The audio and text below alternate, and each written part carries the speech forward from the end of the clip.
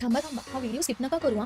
कारण की आज मी जी भाजी बनवली आहे ना, ती तुम्ही आधी कधी खाल्लेलीच नसेल आणि जर खाल्लेलीही असेल, ह्या पद्धतीने नाही खाल्ली असणार. मिरचीची भाजी बनवली आहे मी आज. हो, अगदी वेगळ्या पद्धतीने. घरातल्या किचनमध्ये ना काही पदार्थ लिहून ठेवलेले नसतात, ते आठवणीत राहतात.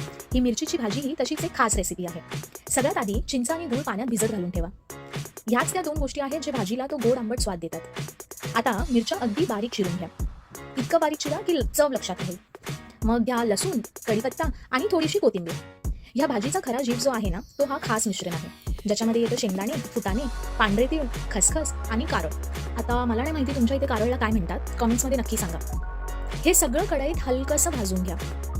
छान सुगंध आला की मिक्सरमध्ये बारीक वाटून घ्या. आता त्याच कढईत तेल घालून लसूणला हलकं ब्राऊन होईपर्यंत परता.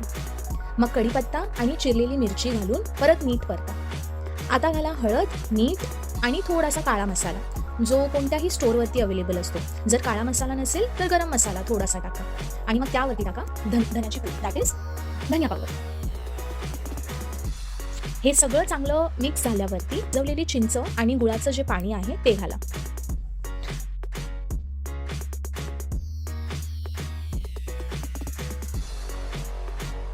आता वाटलेलं मिश्रण घालून नीट ढवळा.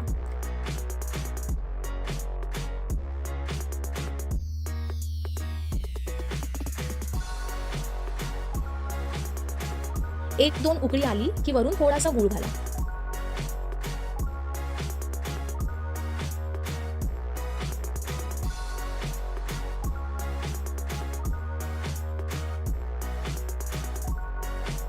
आणि झाकण ठेवून 2-3 मिनिटं शिजू द्या.